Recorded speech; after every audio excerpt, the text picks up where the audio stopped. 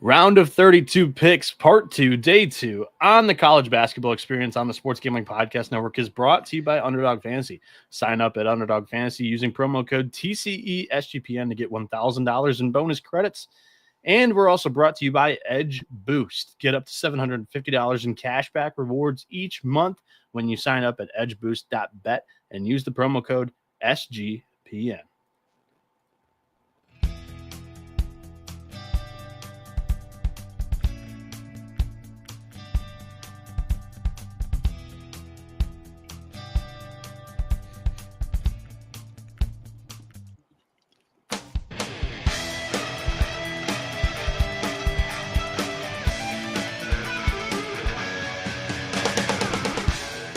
And it is showtime. Welcome back into the college basketball experience. Yes, we are live. My name is Noah Bieniek, aka 77, and I'm joined alongside the star of tonight's show, Ryan McIntyre, aka Moneyline Mac, former college basketball staffer under Frank Martin at South Carolina and Bob Huggins at West Virginia. Mac, how did today treat you? Started well, ended around 500. Chalk madness is what I'm going to call this. This tournament sucks. No upsets, no drama. Honestly, a lot of snooze fest. I'm sure everybody else is thinking the same thing. Cheers, everybody. Hopefully, we get some fun finishes here over the next couple rounds. Let's go. Colby Dant currently on VSiN Live for those that are wondering where he is, but like I said at the start of the show, here's his tune.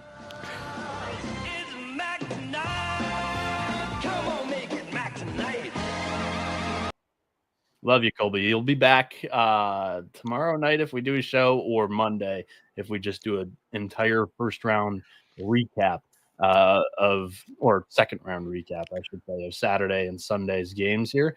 And third man in the booth for tonight, pregame show Lord Canada. A.K.A. Matthew Dewaskin. Matt, how we doing? I'm doing well. It was a little bit boring, but we gave out some fire at the pregame show. I did a little Ole Miss Baylor parlay that came through. Cash Big for me did a little Ole Miss Colorado State parlay that came through for me, and we had a couple other first half lines that we hit, and I battled Mac and won. So it was actually a bit of a boring tournament, but I'm in profit. Nothing to complain about there. For those that are wondering, played all chalk in the night. I mean, did a dog cover the entire night session? I'm just like, no, they're all blowouts. Oh, it was a blowout. That's a blowout. That's a blowout. Oh, that's turning into a blowout. Oh, dude, Friday is the day that I give to family. We always do a night out dinner type thing. It was the perfect night for it, but when I sat down and actually wanted to enjoy some games, it was the blowout session. I saw the noon to 5 o'clock ish slate, and then I sat down in the second half of Florida, and I'm like, this game's already over. And it was just bang, bang, bang every single game after that. They were all not even close. So I sat down for too long and, had to make the slides for the show. For those that are wondering, we are going to stuff the NIT and CBI picks at the end of this thing. So stay tuned if you're looking for Sunday's picks in those two tournaments. If you're looking for Saturday's picks, we've already got an episode out there for you in the ether on podcast platform, on YouTube here. You can go and listen to that 2-hour show where we did recap Thursday's games and picked Saturday's games at the second half of it. We will be putting out TCE trims, our patented cut the recap off. Everybody always loves those if they're doing a work day or if they're just lazy pieces of shit and they yell at us to just get to the picks. Well, we like to recap and talk ball too. And we're going to do that once again here. Game 1 of the day might have been the best game of the day. Baylor 75, Mississippi State 72. Mac, the Big 12 prevails. Oh, Big 12 had a good little first round too. Fuck you, Kansas. You guys prevented us from a perfect goddamn round here. You know who went perfect? The Big Ten. Stand up. Everybody wants to rip on us. Only because Hunter Dickinson transferred away from the Big Ten. Everybody wants to rip on this dang conference for not winning the title since 2000, that we've been the worst power conference in the tournament for years. And then all of a sudden, 8-0. And all of them, the only one that was relatively close was Michigan against UC San Diego. Oh, yeah. Sorry, Mac. Back to you, brother. Well, I mean, I'll piggyback off this records. Big Ten had a great showing. Big 12 had a really good showing, and Big East for the most part pretty good. You think the Big 12 deserved more than 7 bids? Fucking joke. Oh my God. They fucking won every game fucking going away outside of Hunter Dickinson single-handedly throwing the game. But anyway, let's talk Baylor. Because I think the Big Ten deserved more than 8, right? I mean, SEC. No, you deserved Indiana. Indiana should have been in. Indiana, West Virginia should have been in. Yeah. SEC got 14. They went 8-6. And a lot of people were talking about chalk madness today. That was what was going around. Your non-power conference teams that advanced. There's only 6 of them. McNeese State, Drake, Colorado State, New Mexico, St. Mary's, and Gonzaga. And for the first time, or the 6th time in tournament history, each 1, 2, 3, and 4 seed won their game. And it was by far the highest point differential of those games in tournament history. So I'm actually so proud of myself for putting my ego aside. Because I said to you guys before the tournament started, I said, dude, there are way more public dogs than I can ever remember. I said, I can't take all these dogs I used to take. Everybody seems to want to dog it up this year. And, man, the dogs got railed. Yeah, I ate shit because I thought all these good teams that were winning their mid-major conference tournaments, I was rooting for chalk. I got it for that week, champ week, and it didn't matter, man. I got railed. I went 16-16 ATS in all 38 first 4 and first round games. The epitome of average. My totals did go 19-9 for the games that I picked on a total for the first round, so not bad there. Capper, Baylor, Mississippi State. Do you have a takeaway? Baylor made this way harder on themselves than they should have. They kind of played with their food at the end. I felt like they had like an 8-point lead in like the last 5 minutes or so, and it ended up being a lot sweatier than it should have been. Had such a Baylor, they got the job done. They need to they did what they needed to do, but this shouldn't have been nearly as sweaty as it was. Was my takeaway here. Baylor didn't even make shots today. I mean, they went 6 of 24 from 3. I think that's a nice little win here to find a way to grind it out over Mississippi State, and they get a nice crack here coming up on Sunday, man. I mean, it's the thumbnail. Yeah, bro. Oh, Mister, I'm not the only one excited. I think Jeremy Roach is excited too. Yeah, there's some extra motivation there, as they told them to kind of just skedaddle for their young guys this year. Shout out to Chris Jans, though. 3 years at Mississippi State, 3 tournaments, no wins yet. He's just got to get the monkey off his back. Yeah, and I mean, Mississippi State, just as a school, tough postseason team. They did have a national championship in baseball in 2021, but outside of that, man, rough times in Starkville. Game number 2 provided some fireworks. Granted, Jaron Stevenson did get hurt for Alabama, but I don't think that made a difference too much. Robert Morris was in this game for 38 minutes. 90-81 final. Alabama escapes. They even had to play Grant Nelson in this one to make sure that they won. Crimson Tide win by 9. Do not cover, Mac. Shit, they forget about covering. They should have lost the goddamn game outright. I thought Robert Morris was live throughout that game. Dude, I like this Robert Morris team, and what they were able to do this year was impressive. Alabama's got some issues, man. They got to get healthy, and they better get healthy quick. Cap. Robert Morris. I gave that out in the reaction show. I thought Robert Morris was live in this one. They had a 1 point. They had, I believe, a 1 point lead with 5 minutes left, and that was my sweat of the day. Was watching the end of that game. Pat yourself on the back because you picked the one game of the 1s and 2 seeds that had the closest margin. Fair enough. But the handicap was right. Like, Robert Morris fans showed up. That place was a little bit lit for a tournament game. Every time they cut to the crowd, they had somebody in a Robert Morris outfit, waving their arms around. That's what I wanted. Yeah, Robert Morris. They played like they had their hair on fire for the first 35 minutes, and then it just kind of fizzled at the end. But one of their top guys fouled out, and after that, they just weren't the same. So hats off to them for making it competitive. Hats off to them for making me sweat. Hats off to them for cashing the plus 22 on the spread. But I was hoping for that money line too. That would have been sweet. Yeah, Cam Woods was the guy that fouled out with about 3 minutes to go. Their NC State transfer. Iowa State 82, Lipscomb 55. This was one of those patented blowouts, and it was kind of just contribution all over the board for Iowa State, especially when you got the Ken Pom MVP putting up only 10 points. He went Joshua Jefferson went 10, 8, and 8. Good all around game there, but Momcilovic returned and was wet early, and they pulled away. Didn't look back. Mac? Yeah, the Cyclones are still pretty damn good. I think everybody overreacted. They're like, oh, they're on upset alert against Lipscomb. I was like, I don't know about that, man. They're too fucking tough. And yeah, this was a sweat-free one. Honestly, you could argue. I mean, I guess Oregon and Arizona are going to be up there too. This was one of the more impressive wire-to-wires of the day over a quality mid-major. I feel like Iowa State is during my list of teams that take these mid-major games or low-major games personally.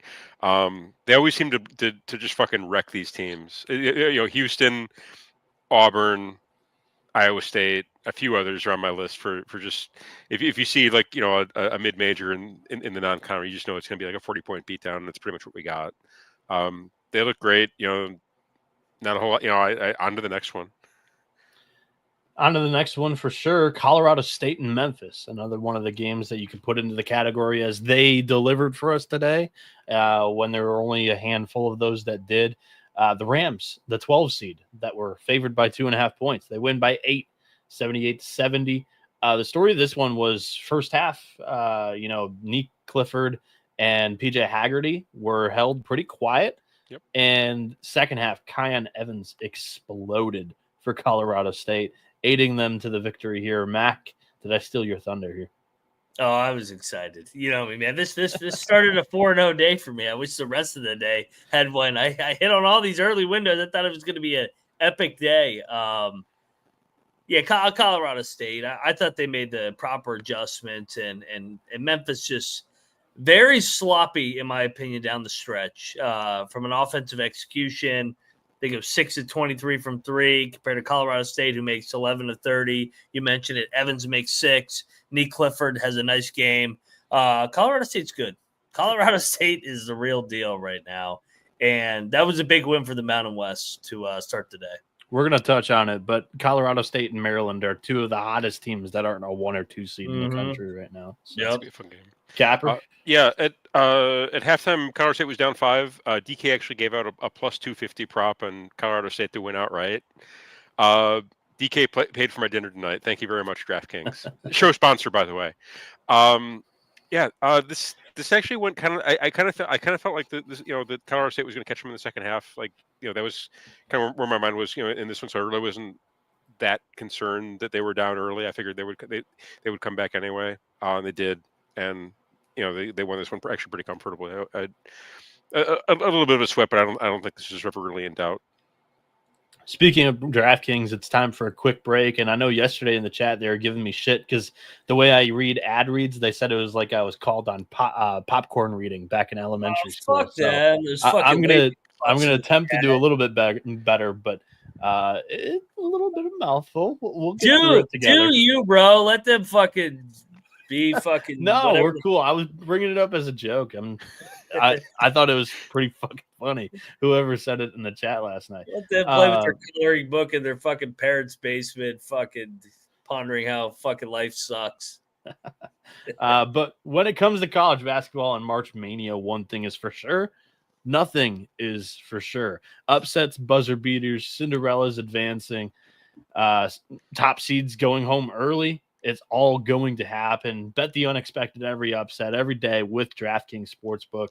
And with live betting, exclusive content, promos, and parlays, DraftKings is the ultimate college basketball destination for March. Is it your first time? Here's something special just for you. New DraftKings customers bet $5 to get $200 in bonus bets instantly for these Saturday games, for these Sunday games. You can jump in and have some fun. Bet the unexpected with DraftKings Sportsbook. Download the DraftKings Sportsbook download the DraftKings Sportsbook app and use code SGP. That is code SGP for new customers to get $200 in bonus bets when you bet just $5. Only on DraftKings. The crown is yours. Gambling problem? Call 1-800-GAMBLER. In New York, call 877-8-HOPE-NY or text HOPE-NY 467-369. In Connecticut, help is available for problem gambling. Call 888-789-7777 or visit ccpg.org. Please play responsibly on behalf of Boot Hill Casino and Resort in Kansas. 21 and over. Age and eligibility varies by jurisdiction. Void in Ontario. Bonus bets expire 168 hours after issuance. For additional terms and responsible gaming resources, see dkng.co/audio. And the Sports Gambling Podcast Network is also brought to you by Rhythm. Rhythm is your home for AI picks and props, and Rhythm is already off to a great start, helping you dominate March Madness. Build your own custom model, and it's easy and profitable.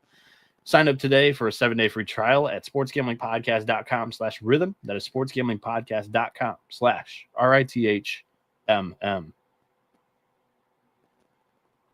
And we're back here on the College Basketball Experience. Myself, Noah Bieniek, joined alongside Ryan McIntyre, a.k.a. Moneyline Mac, and Matt Dwoskin, a.k.a. Cannabis Capper. We're recapping all of the Friday games that happened in the NCAA tournament's round 1.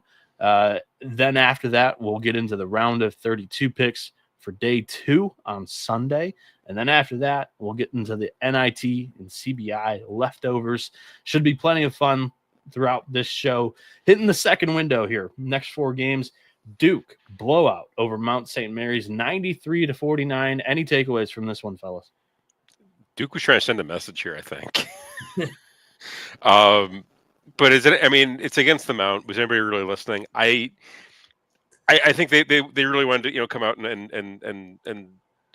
really kind of drag the 16 seed in this one, just to show that they were, 1, fully healthy, and 2, ready for the rest of the tournament.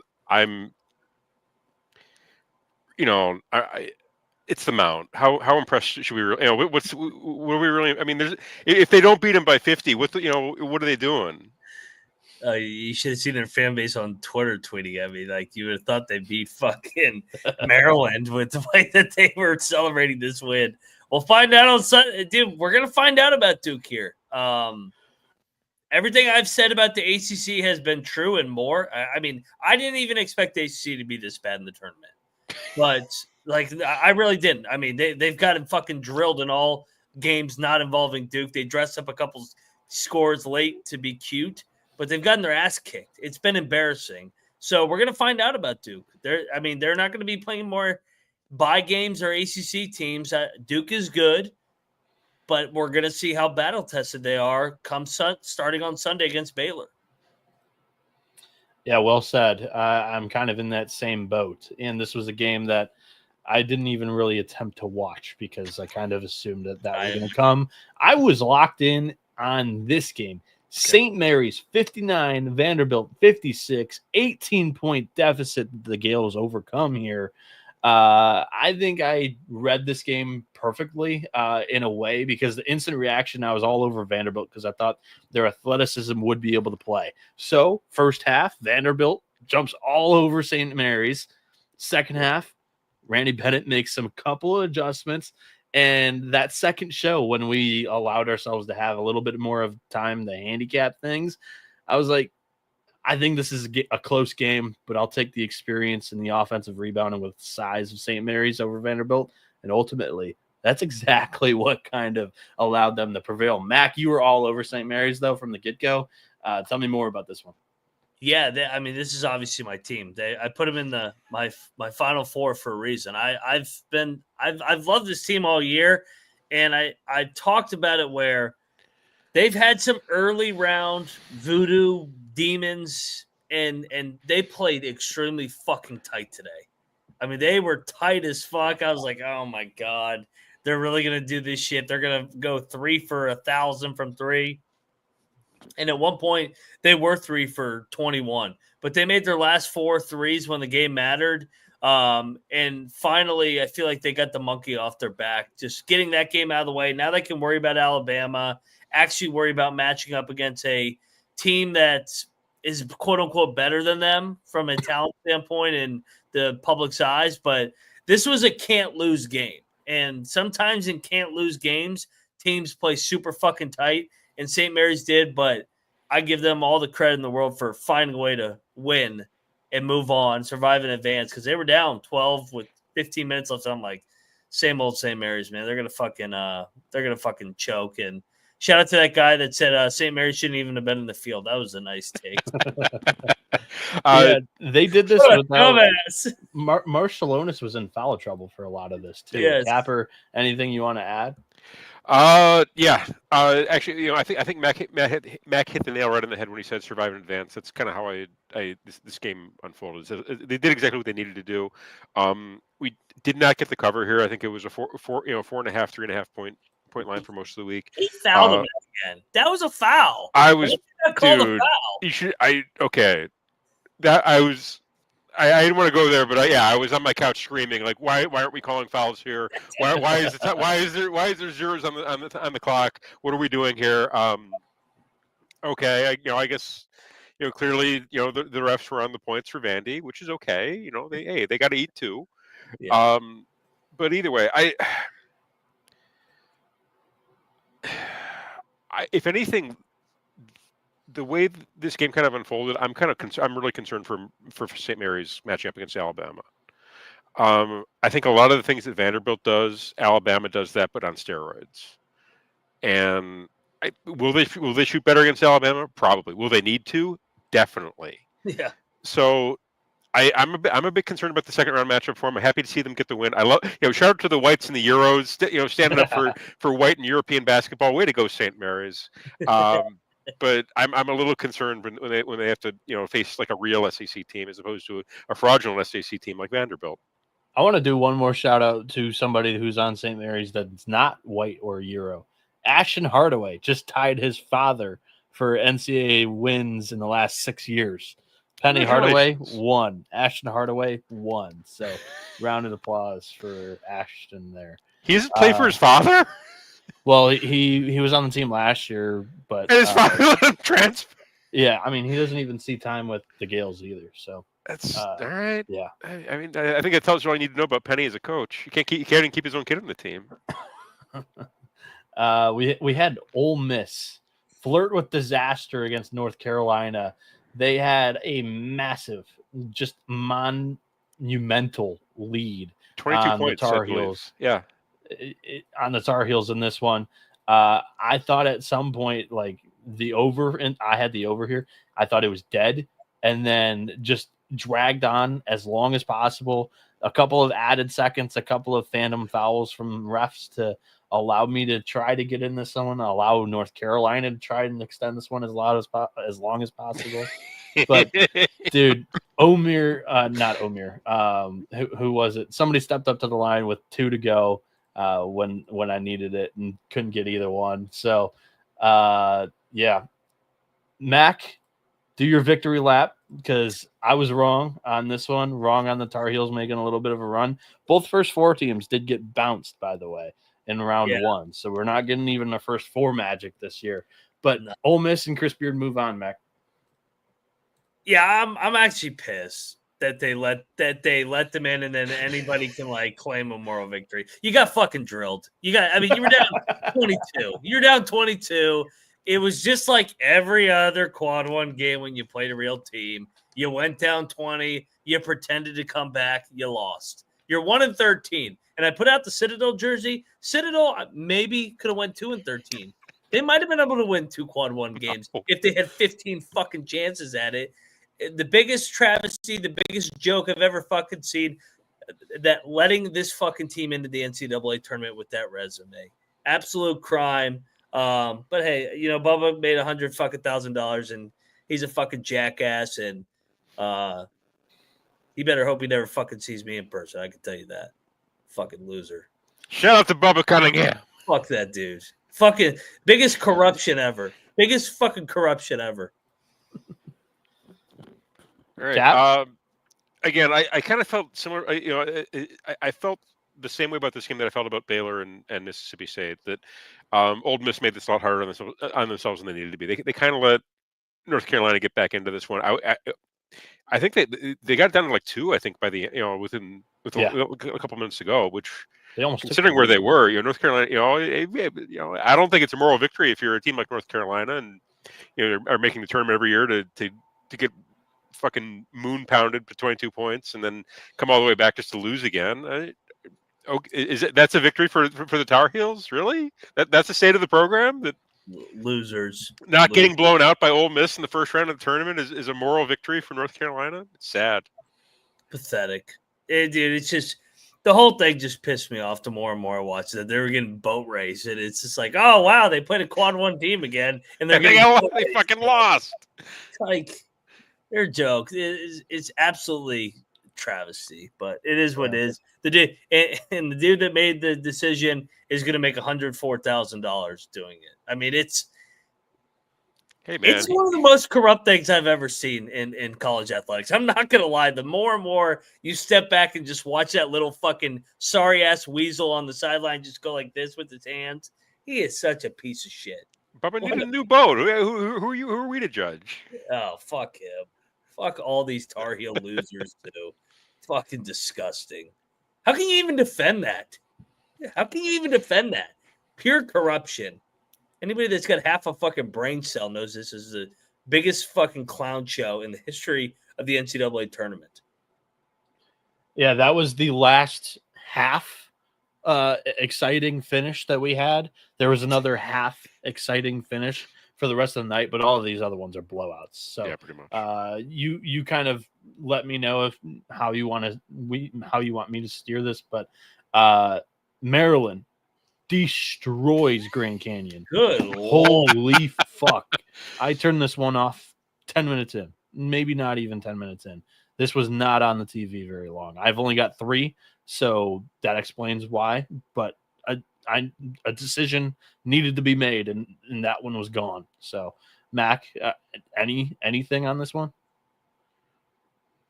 Maryland looked good. It's the same Grand Canyon team as last year. I'll tell you that much. Yeah, I mean, I kind of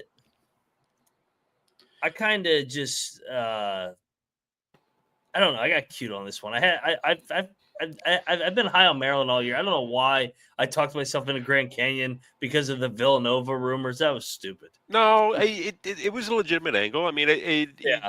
And not only that, I feel like a young team like Maryland, I could see it affecting. So, I don't think it was the worst angle to play. Plus, we didn't see Kevin Willard pulling off 3D chest moves. By the way, I sent you the tweet, Mac, in our group chat with Colby. He paused on the contract extension offer that it was a top 10 deal or whatever to make him top 10 paid coach in college basketball. Paused on it, made the athletic department question whether or not the AD was the right guy, put out a rumor that he was pondering the Villanova job, and then Kevin Willard, announced that the AD was taking the SMU job. Just 3D chess before he even signed this extension with Maryland. So he might be there for the long run. I don't know if I'm reading the room correctly here, but sorry, Cap, to interrupt. But I just thought that was incredible from Willard. No, I think we've spent enough time in this game. I think we can move on. All right. And that wrapped up that 4-game window. We're going to take another quick break and then finish the recap here. The college basketball experience is brought to you by Underdog Fantasy, and right now you can play their Underdog Pick'em. You can play any sport and win up to 100x your entry fee. Sign up today with the promo code TCESGPN and claim your special pick plus first-time deposit offer up to $1,000 in bonus credits. UnderdogFantasy.com, promo code TCESGPN. And the Sports Gambling Podcast Network has partnered up with Edge Boost, the premier Visa debit card for bettors. An Edge Boost card allows you to avoid the hassle of having your card denied at the sportsbook, DFS site, sweepstakes site, racetrack, or casino. Plus, you can earn up to $750 per month in cashback rewards for using your Edge Boost card. And you know your money is safe because the card is FDIC insured. And the best part is that no credit checks, and it's completely free. Sign up today at edgeboost.bet, promo code SGPN. And we're back here on the college basketball experience, guys. My name is Noah Bieniek, a.k.a. 77. I'm joined alongside Ryan McIntyre, a.k.a. Moneyline Mac, and Matt DeWaskin, the Cannabis Capper.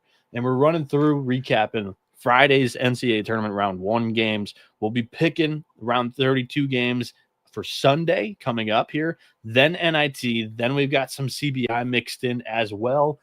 Plenty of fun coming up later on in the show, but we pick it up with the window that I missed pretty much 85% of. Florida, Norfolk State. I was score monitoring this one at dinner. It was like 42-12 to open. Holy shit. But shout out at the end of this. Norfolk kind of made it a game. Robert Jones post-game press conference goes, I told you we weren't a 30-point dog.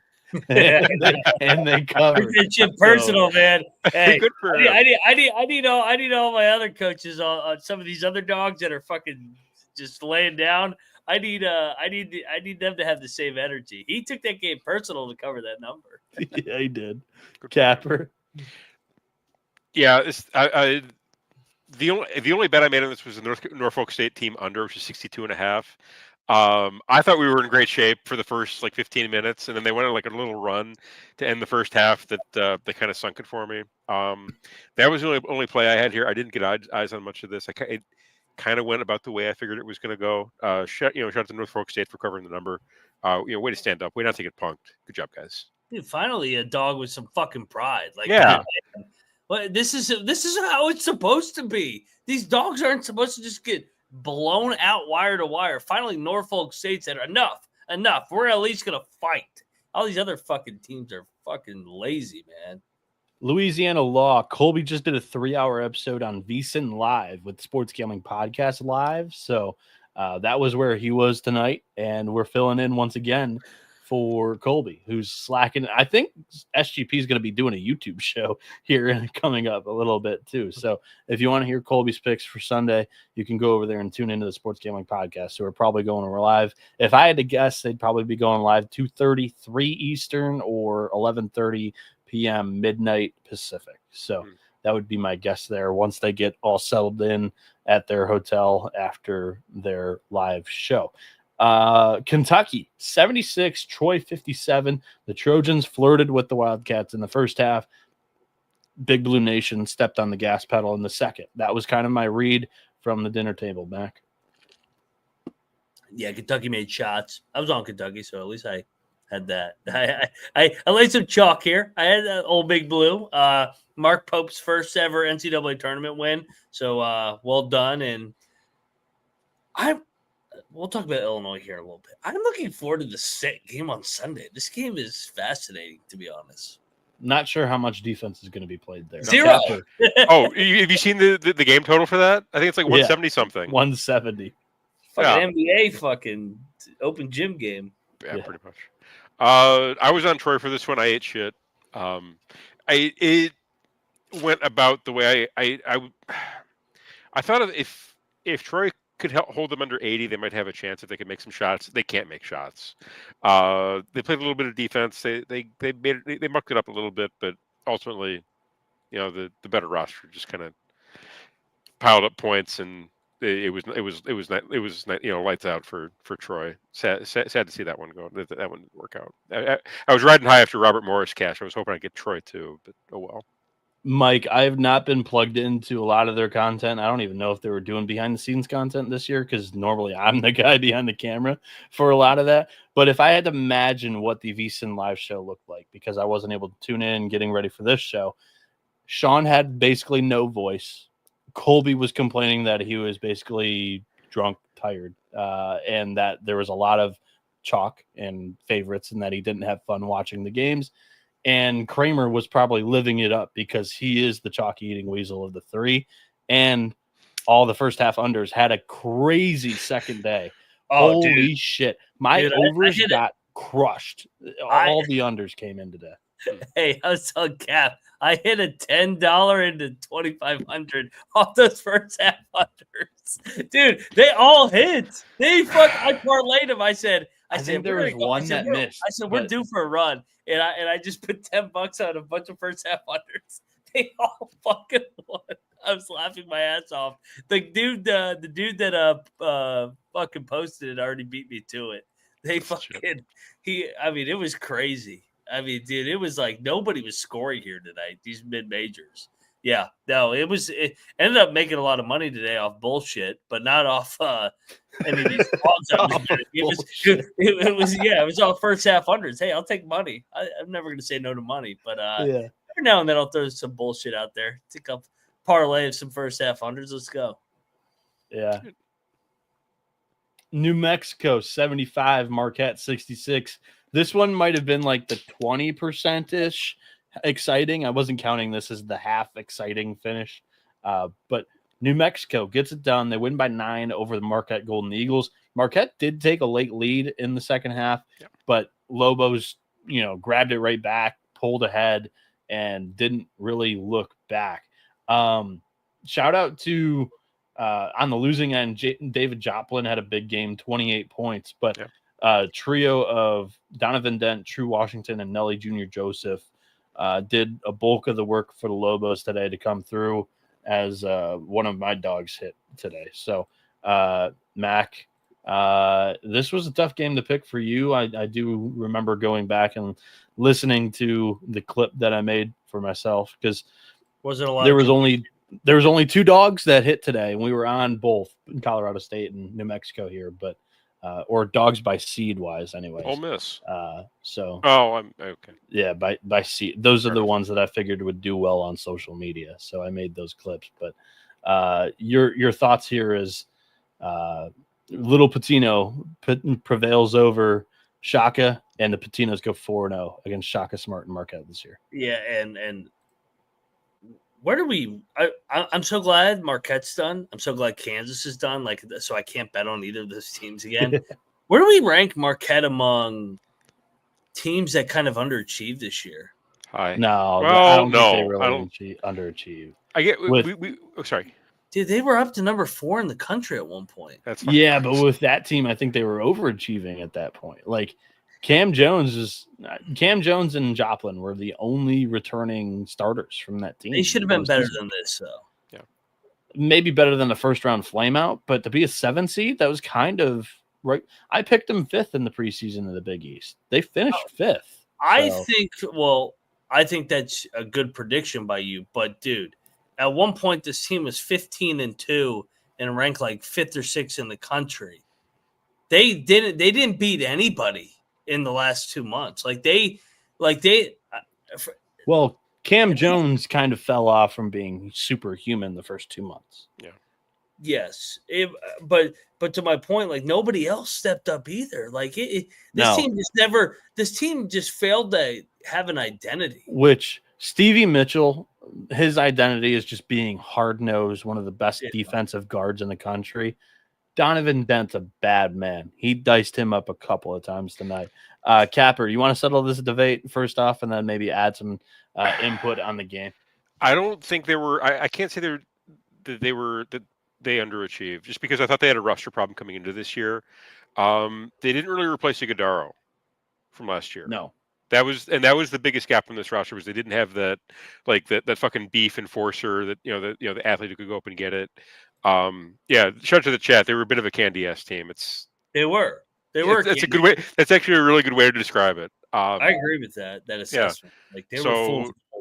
I thought they had a roster problem coming into this year. I think that they were a bit overrated early in the year, and I think they kind of settled into about where they should have been. I didn't think they'd be a first round exit, but I didn't think they'd also run into a good New Mexico team. So that's where I stand. I don't think they're necessarily like or underachieving at all. I don't think so. No, the roster wasn't that good.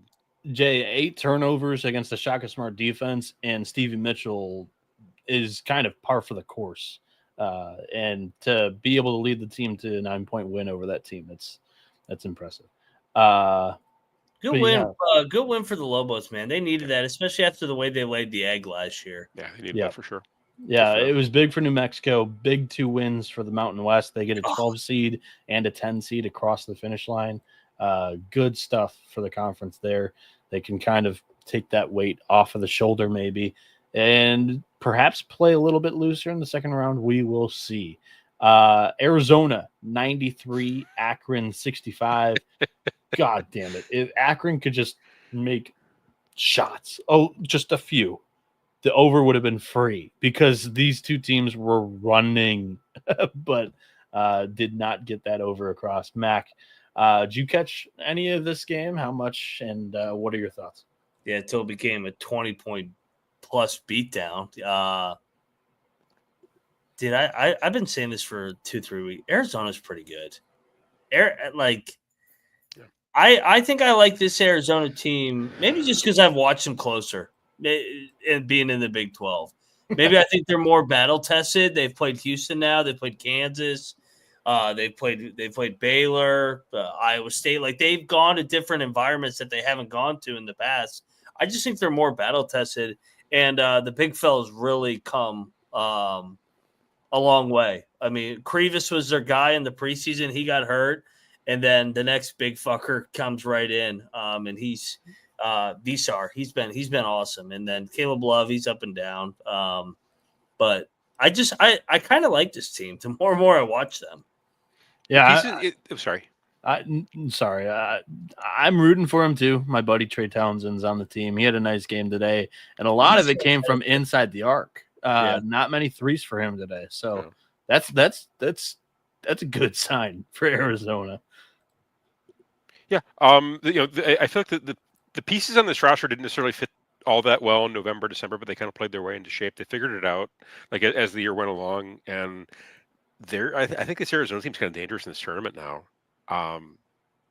We'll see, but yeah, a great win for them. They absolutely fucking boat raced poor Akron. The only bet I had in this was the Akron team total, which did not hit. I think it was like 75 and a half. They got close, but they weren't going to cover that number. Great win by Arizona. Looking forward to seeing more of them in this tournament. We'll talk about it. Yeah, it's the nightcap tomorrow.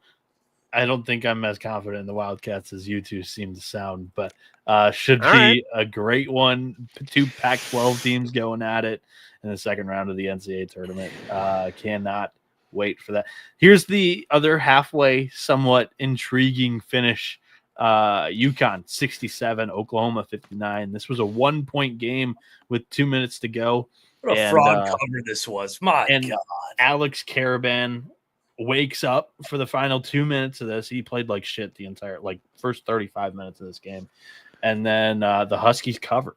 Capper, you seemed pretty animated about this game when I brought it up.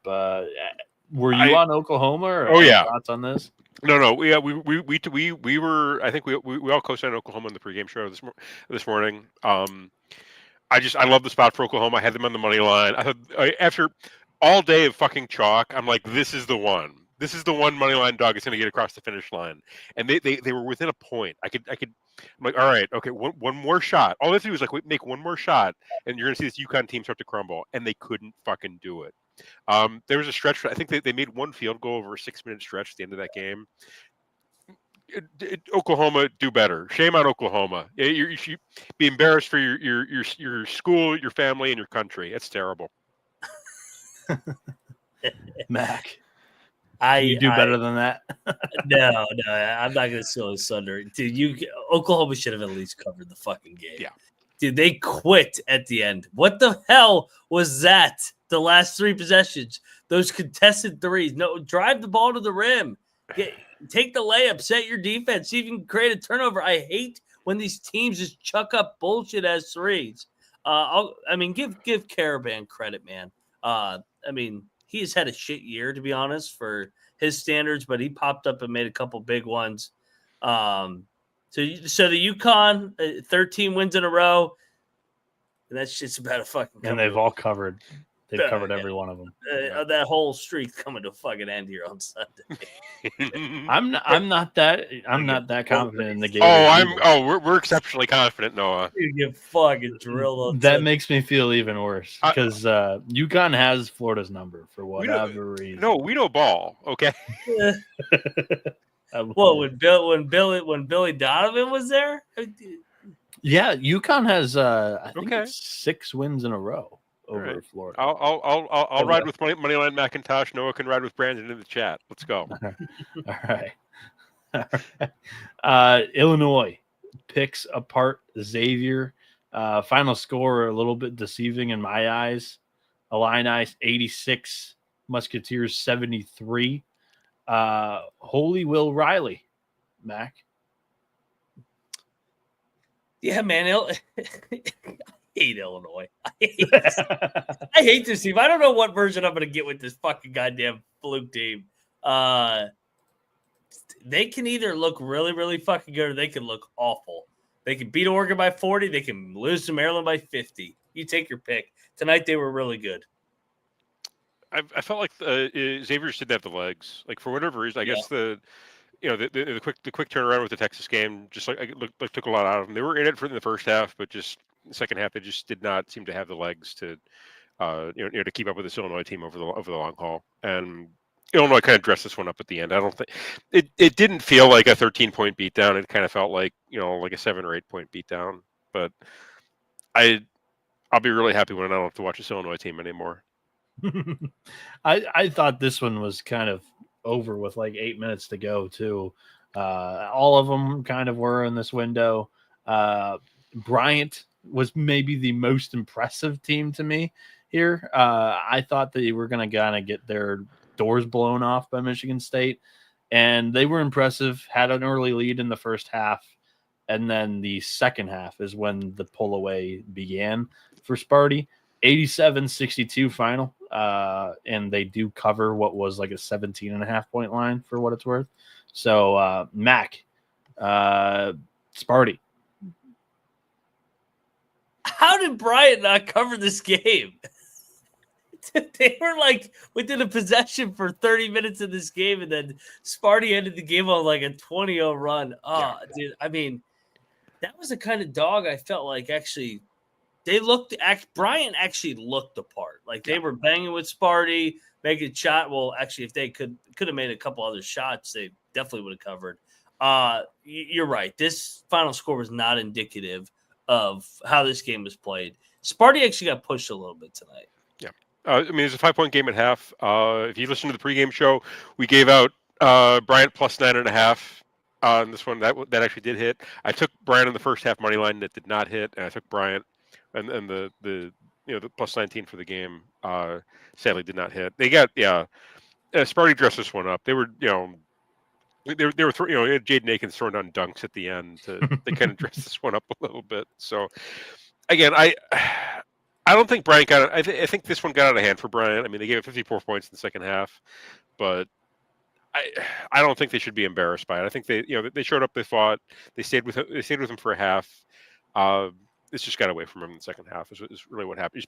Better team just outclassed them, and I kind of felt like Michigan State needed to do that. They needed to kind of show out a little bit tonight, to kind of get their swagger back for the next round. So I kind of wasn't surprised by it, not mad at it. Put this one in the L column, move on to the next one. All right. Mac just got back. I was gonna take a victory lap. I still kind of want to. No, my dog just had the random shits. She just came flying down and like jumped on me and was like, "Hey, I gotta fucking go." So I had to just let her out the fucking door real quick. Yeah, that's why somebody commented dog reveal. Yeah, I missed it, but now that makes sense. I called this one the too cute 12/5 upset pick. That was terrible. Oregon curb stomps Liberty, non-competitive the entire way. The length really bothered Liberty on the outside. They've got 2 really small guards. Oregon's big.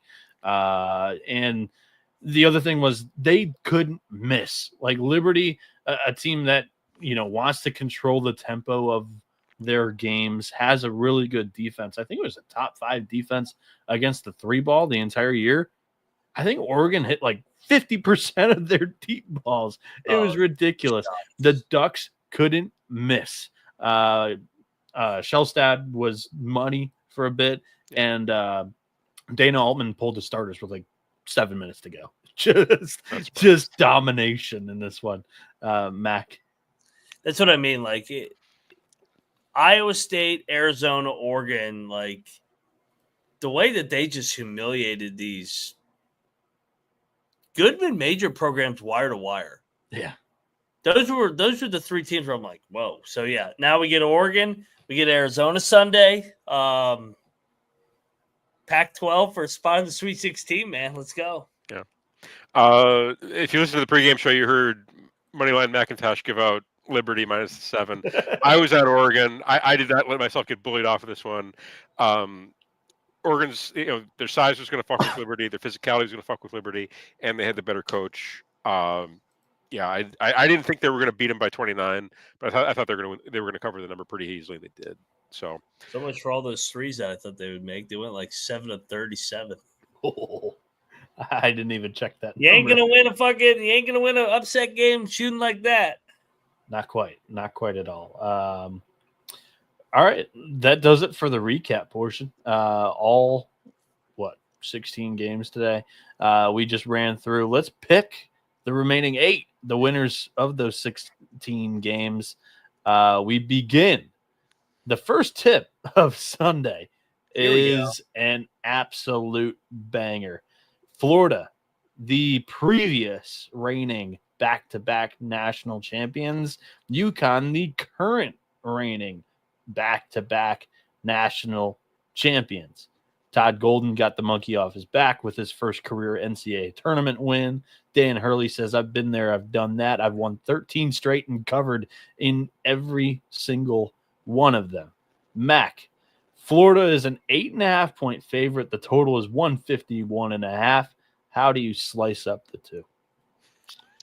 Yeah, Florida went through the motions in the second half, but their roster is on a completely different level. Their depth is on a completely different level than UConn's. I know UConn's won back-to-back national championships, but who's on that team? Caravan? Anybody else? I mean, I guess Diarra was a little bit of a role player. I think Florida beats them by 10 to 15. I think Florida laser focus. They like I said, they were looking ahead to them tonight in that Norfolk second half. I think they make shots. They didn't make them at as high a clip as they usually do. Those guards have played in big games. Elijah Martin's played in the Final Four. I don't see how UConn scores at the rim against all those Florida bigs. I think Florida blows them out. Okay. And I think it's a reality check that, Florida's actually really that good. And honestly, Florida looks a lot like UConn of the last 2 years. Florida big, lay the 8.5. Go Gators. Capper. We were talking about this before the show. Why is this line 8.5 when the Creighton Auburn line is only 9.5? I know. Is that weird? Creighton's better than UConn. This is like your bigger brand. All the TMZs are going to be like UConn, back-to-back national champs. Plus, that trend that I read off makes me a little bit nervous just because I'm a Florida fan. But I think it's like 6 wins in a row UConn has head-to-head over Florida.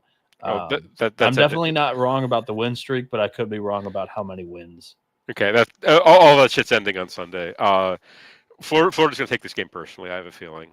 This is I feel like this is a chance for them to kind of establish themselves as the big dog on the block. Who better to take down than the team that's won and covered 17 consecutive tournament games? I think Florida's going to absolutely wreck them. I think a win by 15 is 15 or more is really, this UConn team has sucked all year. They're not a good team. They're not a good version of this.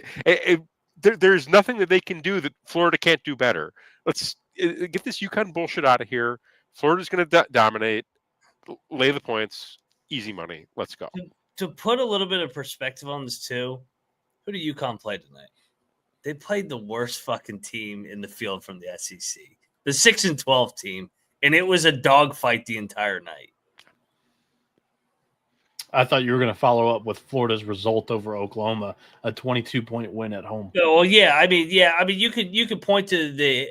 I wasn't even doing the tuck job. I'm just saying you play literally a team that maybe should not have been in the dance. They went 6-12 in the SEC play. Florida went 15-3. I mean, Florida's a legit national championship contender. Yeah, I will say this. Cocktail Napkins got Florida -10, but I like the over. Right now, Cocktail Napkins got this total at 157.5. You're getting 2 possessions here just off a really bad offensive performance against UConn. Here's my input on this, just being a fan of Florida. We already had one assistant coach just get announced his new coaching job yesterday. I think another one is coming within the next couple of days. UConn has a really damn good staff. They could be flirting with jobs as well. They haven't quite been announced, but they've been around the block here. Really good team when it comes to scouting these teams on just one day of prep. We've seen that over the past 2 seasons now. I trust that the Huskies will be game, at least offensively. Defensively, they've been a turnstile all season long down low. And Florida, I think, is going to have their way when it comes to grabbing some rebounds. That's their calling card and has been in Golden's tenure, offensive rebounding. And I just don't trust that UConn is going to, keep that one within a 55-45 split. I think Florida is going to be able to get some extra possessions. They'll probably cover this number. So I'll agree with you guys on that one. But I like the over. I think you get a game UConn team for about 35 minutes. Florida pulls away at the end, covers this number, and a lot of TMZ public percentages that are on the Huskies lose here for the first time in 2 years. Next game. Oh, baby. We're starting off with 2 big storylines. The networks want the isolated games to be the big ones, and why wouldn't they? Baylor taking on Duke. Blue Devils are an 11.5-point favorite here.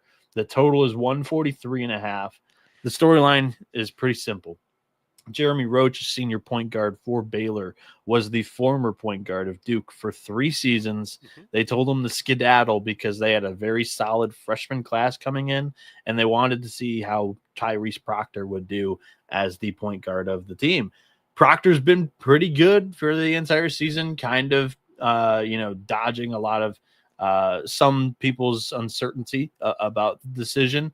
And Roach has been injured for quite a bit of the year for the Bears, but for what it's worth, when he's been on the floor, I think they've been better with him than he was not on the floor. So better with than without. Should be an outstanding game. Good storyline. I don't think Roach is either a top 2 player on the team. I think the 2 guys that really, really matter here are Edgecombe and O'Meara. O'Meara, because we'll see what he can do down low. This is a really good Duke defense. Mac, how do you handicap this matchup? Yeah, everybody's going to get baited into taking UConn as the live dog in these 2 standalone games, but this is the live dog. They have the better cards. They have the experienced cards. You mentioned it, Roach. He's played in the Final Four for Coach K. Roach is also like the 4th best guard on his own team. They have Edgecombe. They have Wright. They have Langston Love. They have Nunn. O'Meara, he's played in the Final Four. They have all the tournament experience, and they have Scott Drew. They're going to throw some zone at Duke. This is Duke's toughest opponent since when? The entire season, arguably. Since Kansas? Yeah, Auburn? probably. Like November, December? Like, I know they played Clemson. Okay. I don't even know if you could say that for your handicap because they lost that game. Illinois, when they were Illinois was half 6. So, yeah, give me the better guards, getting 11.5, and I think Baylor's live to win the game. I think this is going to be a really, really hard game for Duke, and I think all you Dookie fans that just think you're going to walk in and walk all over Baylor, you're in for a rude awakening, man. This team is way better than its record. It was in the preseason top 10 for a reason. They're finally healthy. Guards win in March, especially veteran guards. Give me Scott Drew and Baylor. My only concern for Baylor here is Duke on the inside with the freaking African mountain that came in Malak. That I don't. That's where I think they're going to struggle with is with it. I don't see them being able to move him off the block at all. That guy, yeah. If he gets some experience, he could be fucking really really nasty. That being said, I do like Baylor plus the 11.5. I think they stay within the number. I can't get to the money line the way Mac can. He is in fact money line Mac, so it's literally in his name. But sick him. I think they cover the number. I think that it's a more competitive game than the line is telling. But I still see Duke pulling away and just kind of out muscling Baylor. I hate to say it. I just down low especially. I think they're going to struggle. Baylor's going to struggle with that size. But I do like the more the more veteran guards. I do like the shooting on Baylor. I love this game for Edgecombe. I think he's going to show out. But I can't get to the money line on Baylor. Give me the 11.5. I think it's about as close as a lock as you're going to get though. I love that money line. I'm sorry. I love that points. Over the last 3 weeks, Duke's been playing who? Boston College, fucking Cal, Stanford, North Carolina twice. Yeah, North Carolina. They got North Carolina. Baylor was right there with Houston, right there with Texas Tech.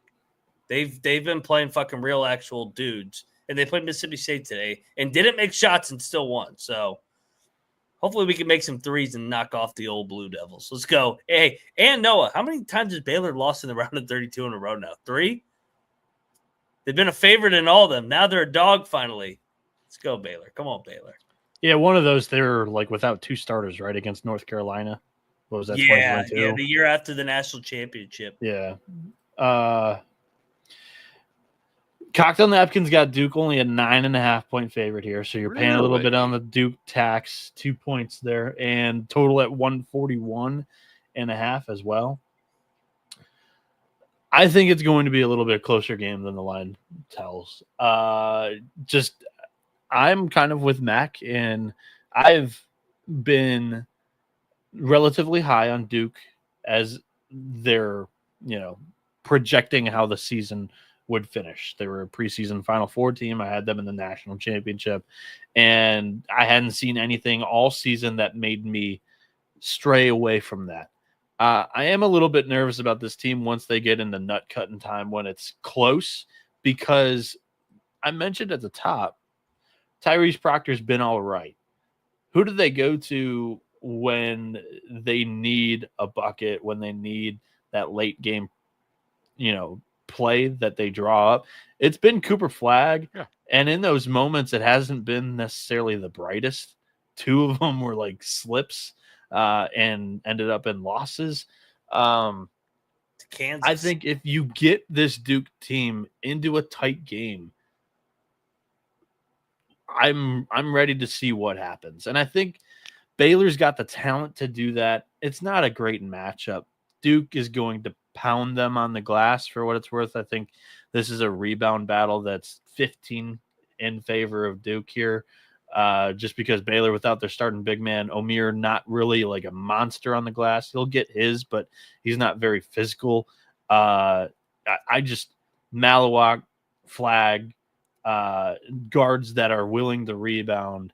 This Duke team, I think, gets the win comfortably, but I'll take the points here. This is a game that I'm not very confident in, but if there was one seed that I could be like, yeah, I get why they went down, it's Duke. I would get why they would lose here. Dude, it's the same thing with Gonzaga all those years. Yeah, they were the dominant team, but they didn't play anybody in January and February, and we have found that out. If Baylor is going to shock the world, Omier's got to play out of his mind. And yeah. Omir's got to go back to that Miami run, Omier, and be able to rebound the ball, to your point, Noah. Same with Edgecombe, yeah. Illinois plays Kentucky in the game that we were talking about that should be very, very entertaining. The total is set at 170.5 points, and Kentucky is a slim 1-point favorite. To me, that is screaming volumes that they are only a 1-point favorite here. Mac Is it telling to you? Because you like to look at these lines and use them as an aid in your picks a lot of times. I mean, it flipped. It already flipped through 0. Illinois favored. Illinois favored by 1.5. I wrote this slide an hour and 4 minutes ago. We're an hour and 4 minutes into this show. Yeah, I mean, you wrote it at the conclusion of the game, so it was like, No. Hour and 4 minutes. Like, it was the last thing that I did before jumping into the stream. Okay, well, it flipped either way. Yeah, I'm just stunned that it has flipped. I'll take Illinois. I think Ken Palm's got Illinois as a 1-point favorite. Yeah, I just think Kentucky.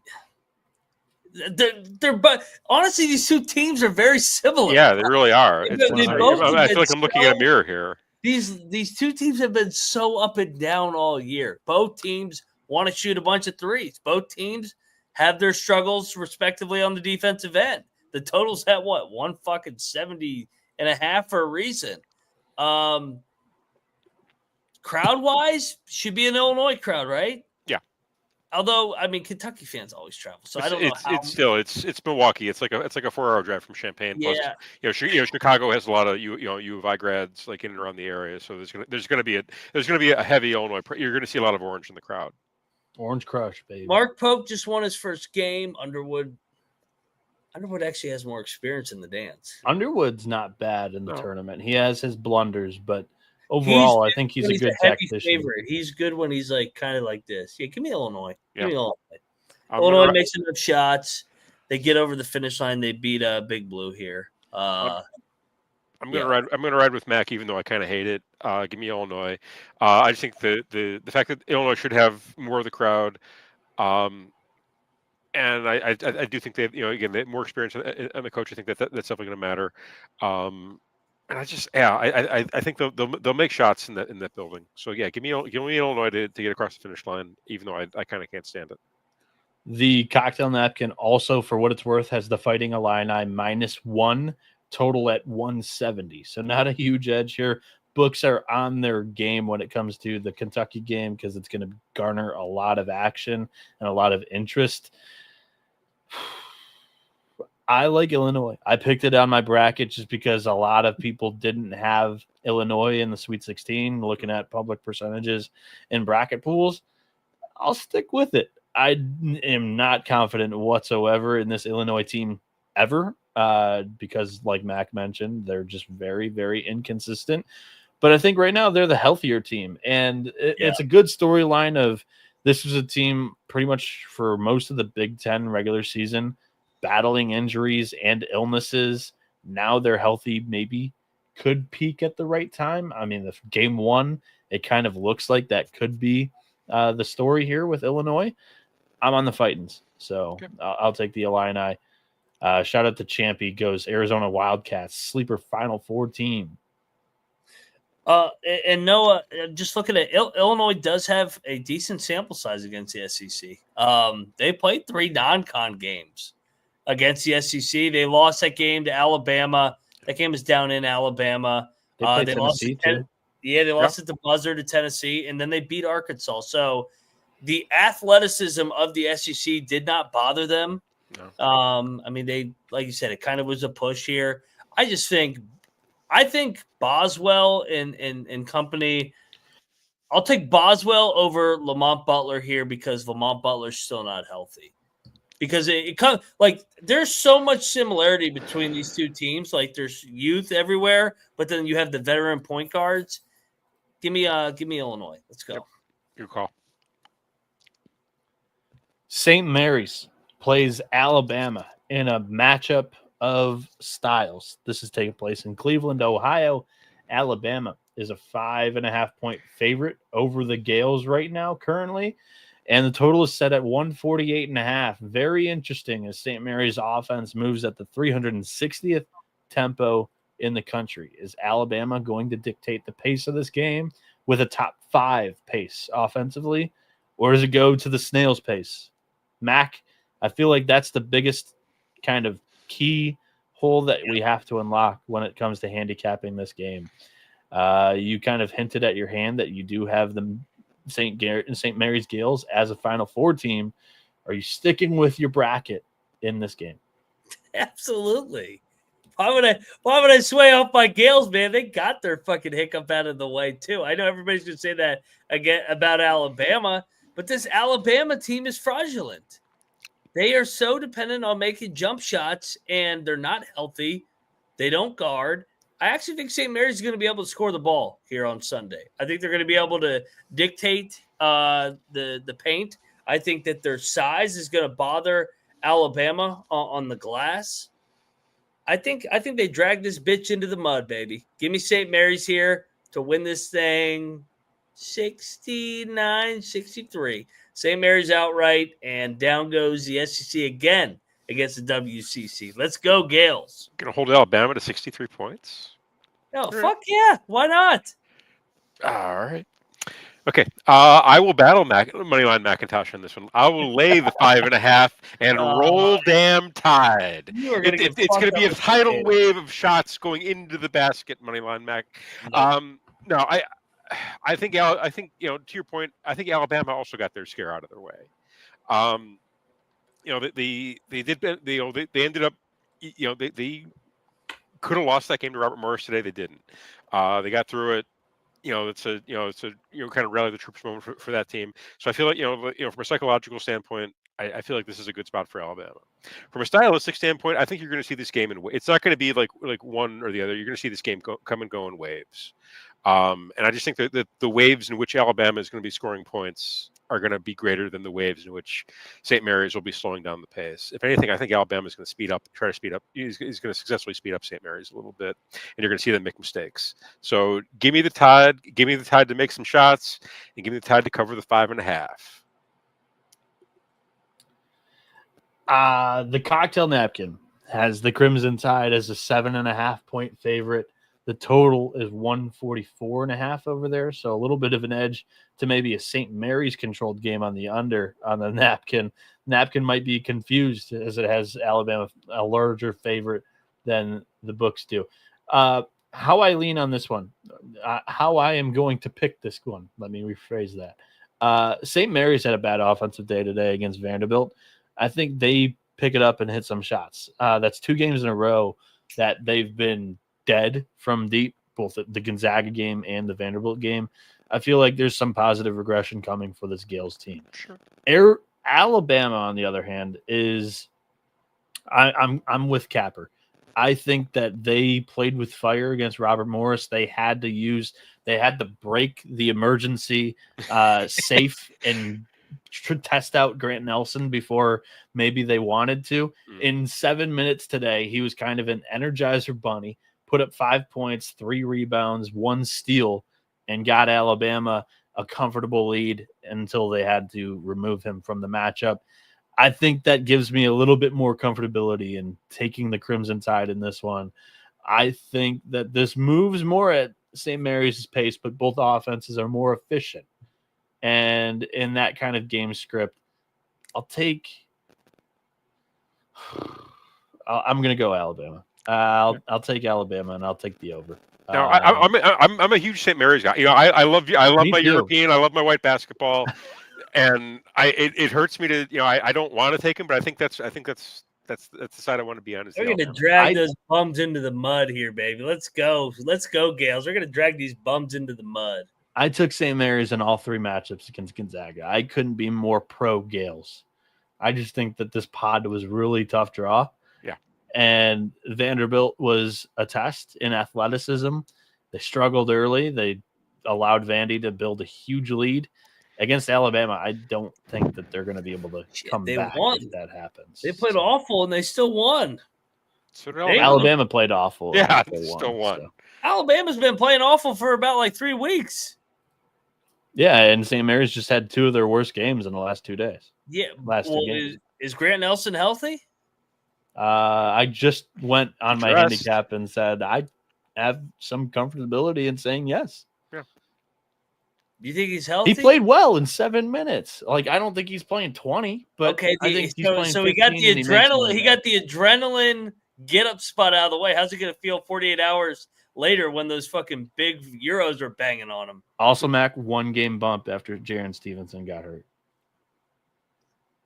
It's the 1-game bump in reverse when Nelson. You already used the 1-game bump for Nelson on Robert Morris. That's the 1-game slow down when they insert a new game. Robert a new guy. Morris with Grant Nelson.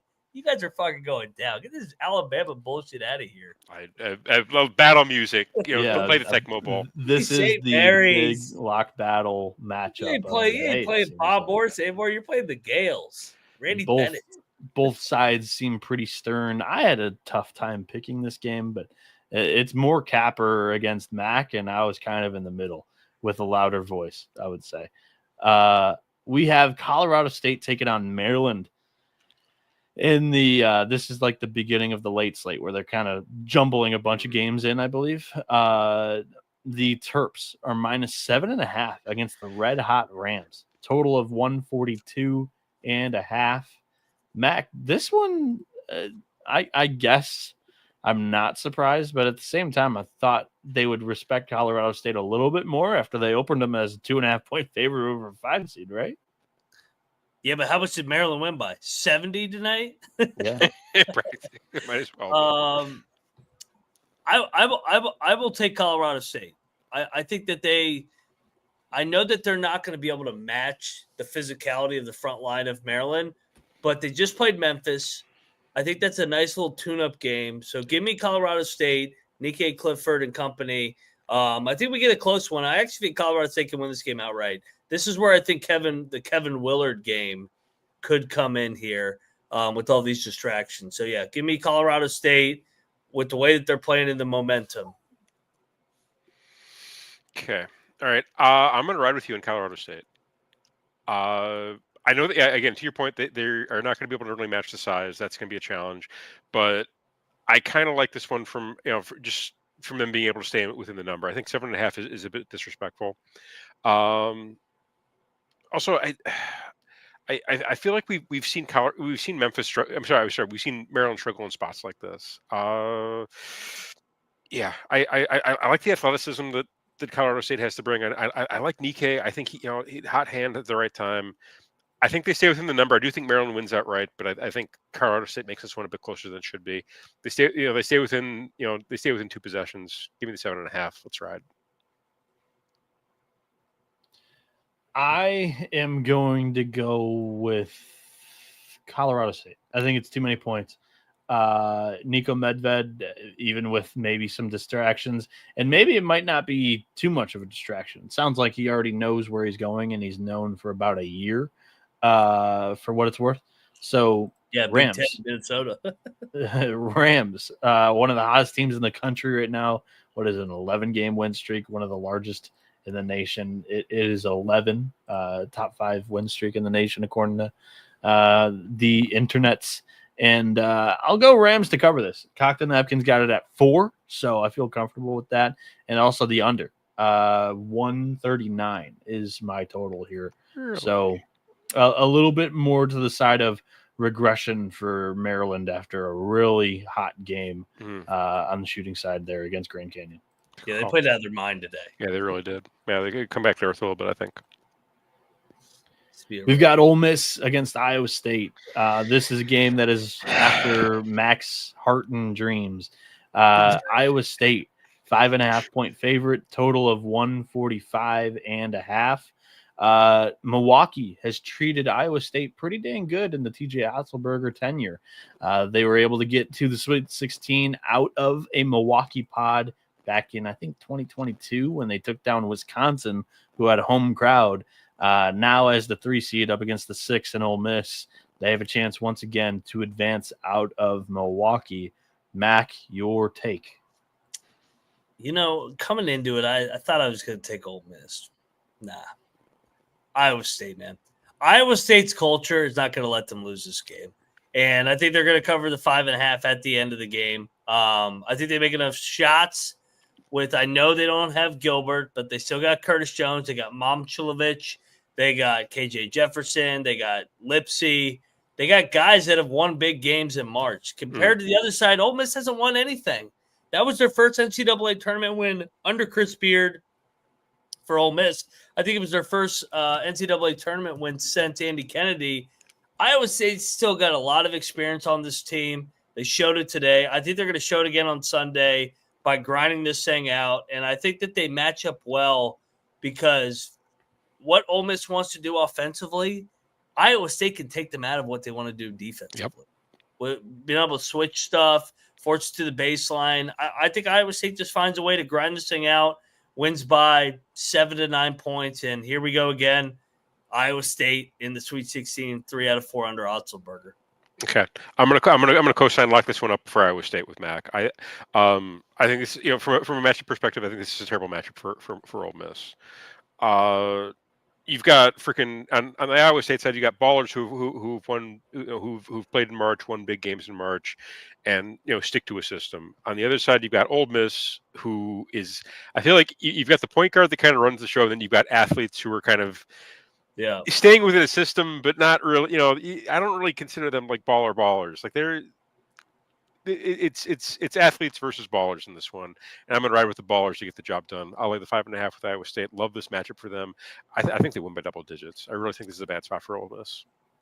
We're all in agreement here. I'm going to kind of retweet a lot more of what Max said. Nothing against what Capper said, but I'm kind of in agreement. Like the addition of Momcilovic back into the lineup for me spoke waves. At least just watching him be money from deep early in the first half, being a big reason why they pulled away against Lipscomb in my book anyway. I don't think Ole Miss has something that can match that. I think that this is a group that lacks the talent, and for some parts, that's kind of what Capper was getting at. Is I just think that this is a more well-sound offensive group that Iowa State has, where Ole Miss is just, they're attempting to be more athletes without a whole lot of big-time qualities to the offensive game. And Beard's going to attempt to out X and O. TJ, best of luck is my thing. I think it's a 50-50, and I'll take the better roster with the Cyclones. Yeah. And I will say, too, if you're going to have a guy to guard Padula and try and wear him out, Lipsy's a guy I'd want to put on. Lipsy is definitely the guy. It's a bad matchup for Padula. He's gonna be in hell. We've got the second to last NCAA tournament game of the first weekend. The New Mexico Lobos playing Michigan State. What's with it with Tom Izzo wanting to beat up on some of his old what we want to call them, I don't know, old coaching buddies and their sons. Didn't once upon a time when Richard was at Minnesota go to the round of 32, he win a game and then he played Izzo? Where? I was thinking about that. He was at Minnesota. Played. You think Michigan State and Minnesota played in the round, round two against each other? Well, it's not really supposed to allowed to be happen. I believe you in a way, but I think Minnesota played Michigan State in the NCAA tournament like 2018. You can have the chat look that up. I was just that just popped my mind. I was like, Richard Pitino's only won one NCAA tournament game that year. They did. It was 2018 Michigan State, which that shouldn't even happen with bracketing rules and stuff. Just as a bracket nerd, they lost by 20, and that game was in Des Moines, Iowa. So Sparty crowd then, Sparty crowd now. Any difference? Yeah. So he goes through Phil Martelli Jr. Now he's going to have to go through Rick Pitino, Richard Pitino's son. Or no, Richard Pitino, Rick Pitino's son. Got him confused for a second there. Michigan State's only a 6.5 point favorite here. The total is 147.5. Should be an up and down game, is what the total leads me to. And does that suit Michigan State, Mac? I think they're still just disrespect because the analytics fucking crowd don't like him. Sparty by double digits. That they kind of got their scare out of the way too tonight. They didn't play well, and they still won by 25 just because they fucking got out in transition at the end, turned them over. This will be the final game of the Richard Pitino era in New Mexico. We'll find out where he's going next year shortly. Sparty, big, in my opinion. I think this is where Izzo flexes his coaching experience on short prep in round of 32. Give me Sparty all fucking day. Yeah. Bad match. It is a rough match. I mean, I feel like a lot of the things that New Mexico does well, Michigan State just does better. That being said, it's a bad matchup for New Mexico on the inside against the Big Ten bigs. They're going to struggle there. It's a bad matchup defensively for their guards. I mean, but to that point, we saw Donovan Dent turn the ball over 8 times tonight against Marquette and still win. I just think Michigan State's it's better coach, better roster. Advantages up and down. This is a bad matchup for New Mexico State. I'm laying it with Sparty, and they're going to freaking roll.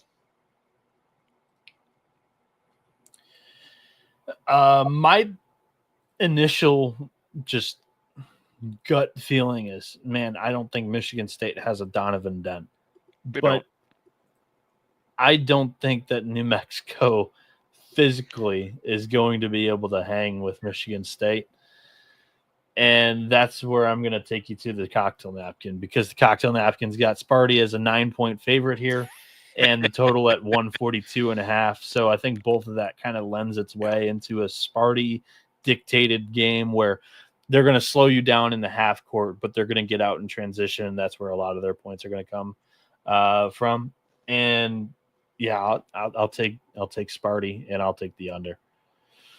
Final game of the first weekend is going to be an absolute banger. Pac-12 foes going at it for a spot in the Sweet 16. Oregon, Arizona. The Wildcats are 4.5-point favorites here. The total is at 153.5. It's taking place in Milwaukee, Wisconsin.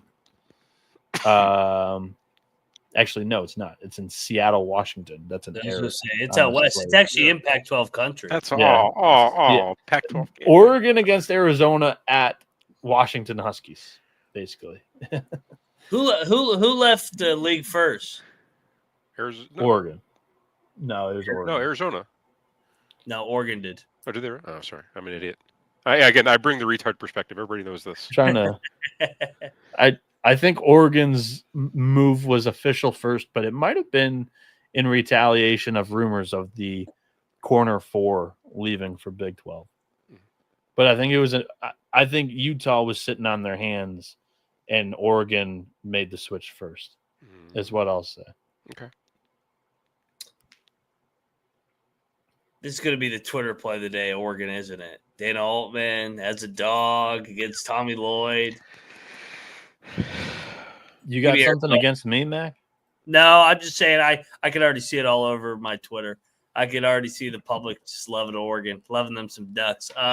Give me Arizona. Like I said, everything I've said about this team, I like the way that they've rounded into form here over the last couple weeks.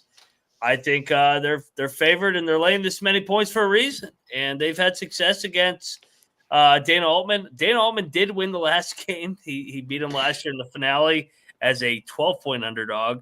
But the other games, Arizona kind of has rolled in this series. So give me Arizona to remind them why they were the top dog in the Pac-12. Arizona into the Sweet 16.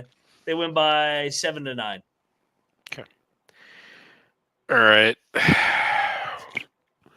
I feel I've seen Arizona choke so many times in the tournament that it's my natural reflex to want to fade them.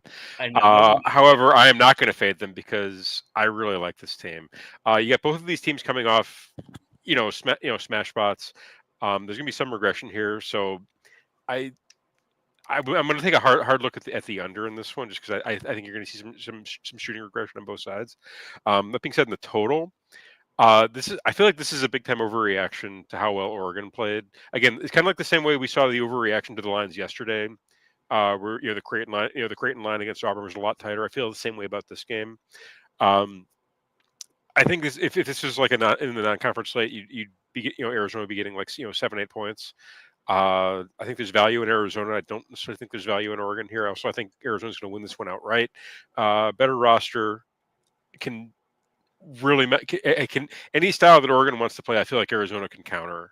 They've got the roster construction that they can kind of mix and match the pieces, play matchups, and kind of fuck with whatever they want to do. So I like this one for Arizona. Lay the 4.5. I will ride with Moneyline Mac. You live and you die by the one and only Caleb Love. Not tonight. Well, tonight Caleb had a terrible game tonight, and they still fucking moon pounded. Yeah, that is true. And I kind of agree with Capper. I think that both offenses are not going to shoot it nearly as well as they did tonight. And that probably lends to an under. Cocktail Napkin didn't spit a number out for what it's worth on this one. This is what happens when we're doing it on the fly. For what it's worth, only a 1.5 point dog is Oregon on the net. Really? So I like it more now.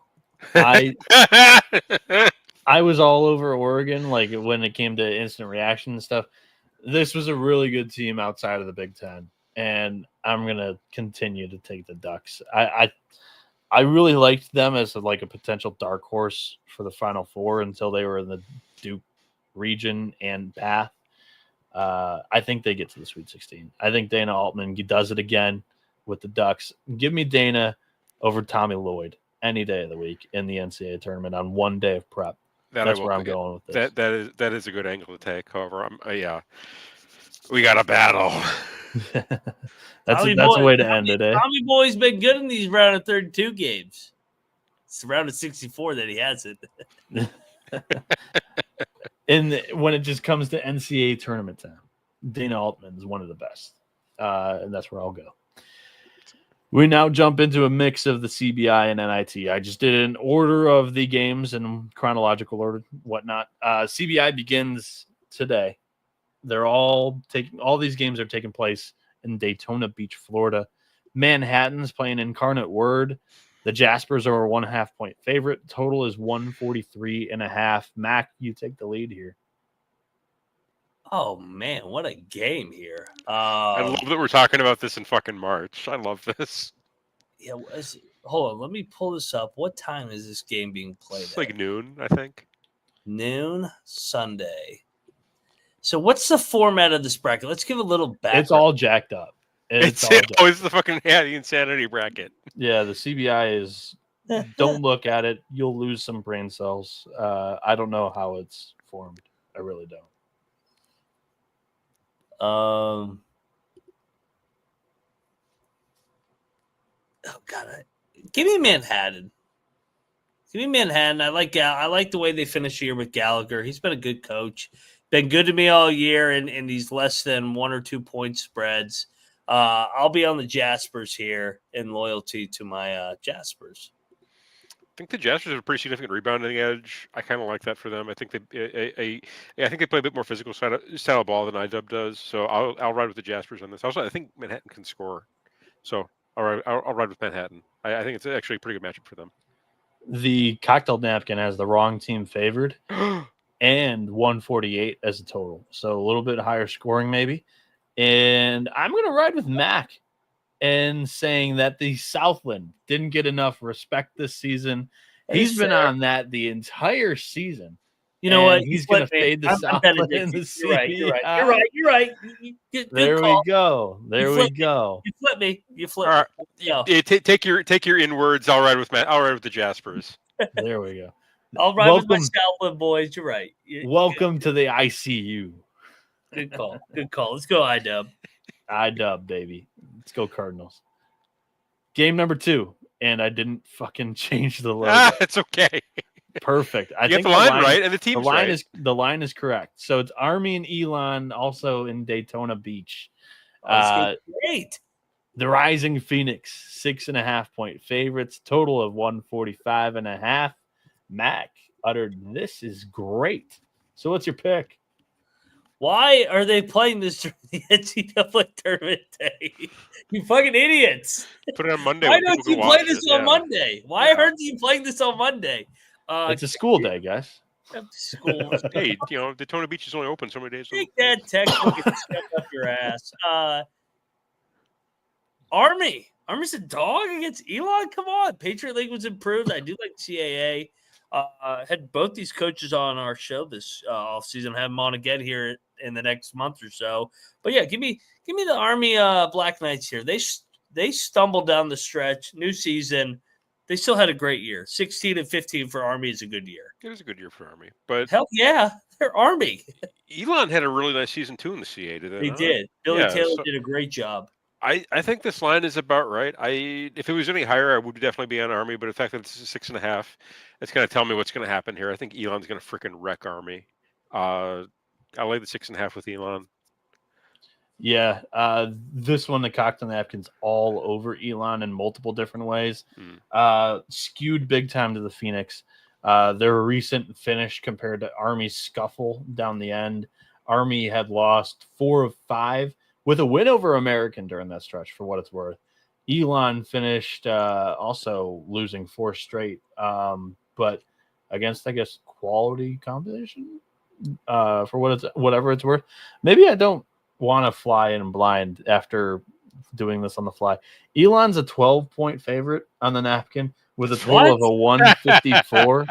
So after looking at it for a couple of seconds on their last 7 games ish, maybe I'm not nearly as confident in this, but for what it's worth, Elon and over. Elon should never be a 12-point favorite. I'm taking myself off the screen for that. All right. See you later. See ya. So the next game, SMU and Oklahoma State. Get this line out of here. Is this in Stillwater? Yeah, I think so. Pokes are 9.5-point favorites, total of 154.5. I got this one in Moody. You're flipped. Yeah. You're flipped. Damn it. It's okay. This game's in Dallas, and SMU's laying 9.5. Yeah, you got this I all flipped backwards. it all the way. It's all backwards. Yes, it is. I was like, there's no way Oklahoma State's like 9.5. All right. Give me the Cowboys, man. You can tell when I was like starting to really rush. Yeah. Okay. It's all good. We know what you're doing. Yeah, give me the Cowboys plus 9.5, sprinkle some on the money line. Let's go, Steve Lutz. All right. I looked into this. I didn't see any movement for the Cowboys on the portal, so I was trying to figure out why this line was so high. I guess they're just respecting the SMU offense is the only thing I could think of. That being said, I think this is way too many points for this game. I think the Cowboys, they showed up to play the last game. They're going to show up to play this game. Give me the Cowboys plus 9.5, and I would consider a sprinkle on the money line here. So Cowboys are motivated, man. First year head coach. But they showed up for the last game. Why not this one? Yeah, I like Oklahoma State. They finished the season pretty well, for what it's worth, with a win over Iowa State, a win over Cincinnati when the Bearcats really needed it. Then they lost in the tournament to Cincinnati by 19. I'll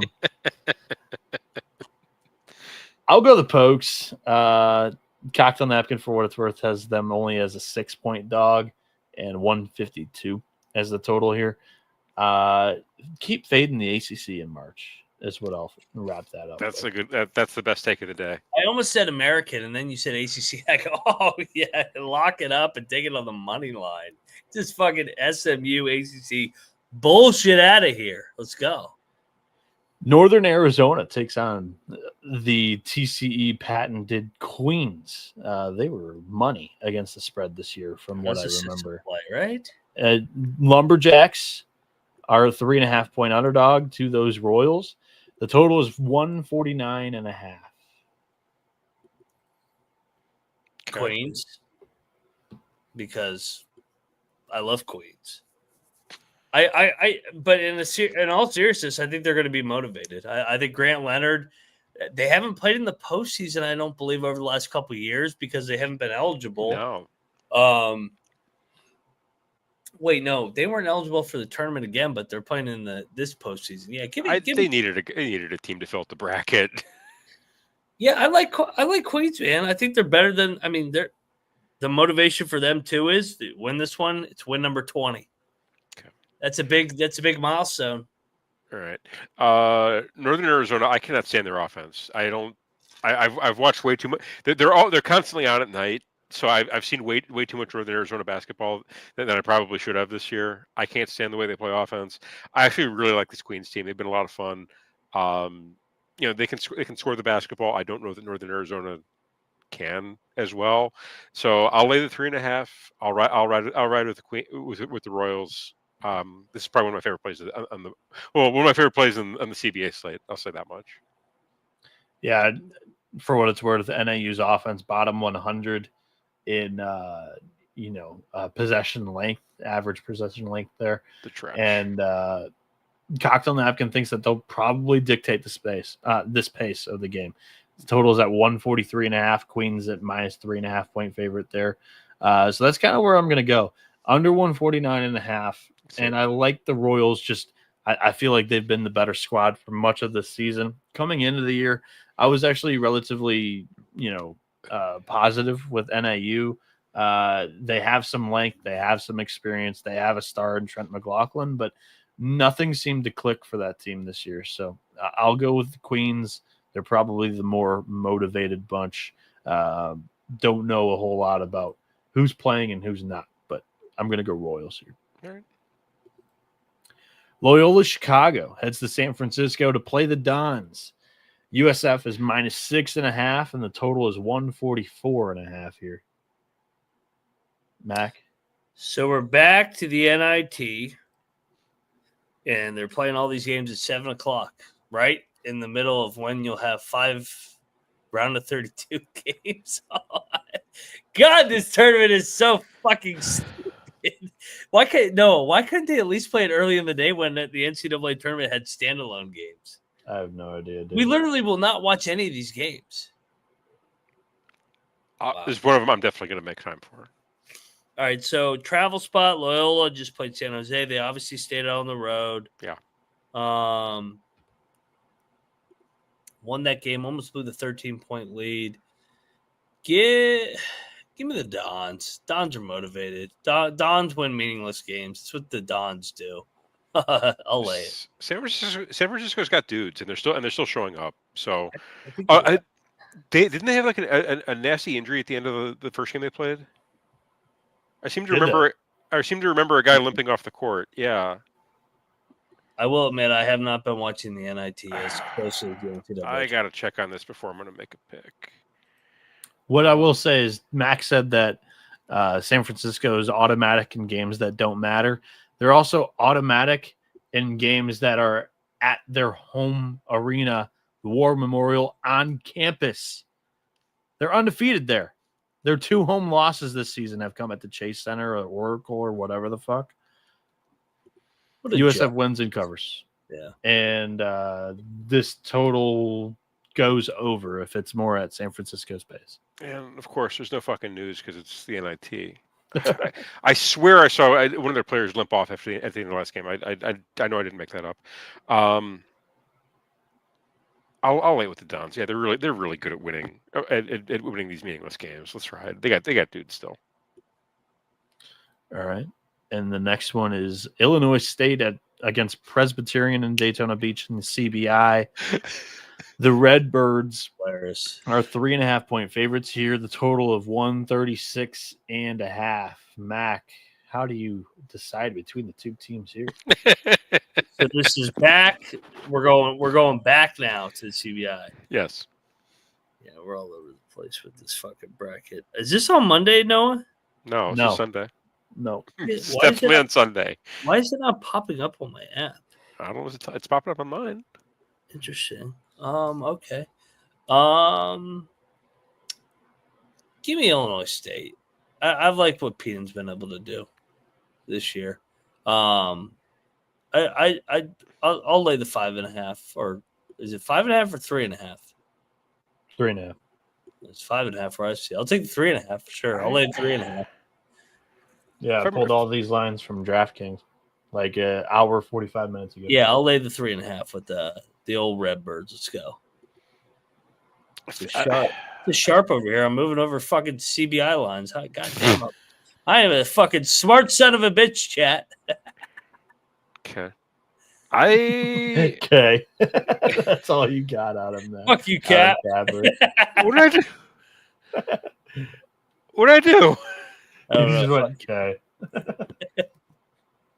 Oh, so that was me thinking. Presbyterian. 12-7. I believe 12-7 ATS as a dog this year. I'll ride with Presbyterian. Give me Presbyterian plus the 3.5. Just because they've been good as a dog this year. That's all I got. You know what also they were good at this year? On a neutral and away from home.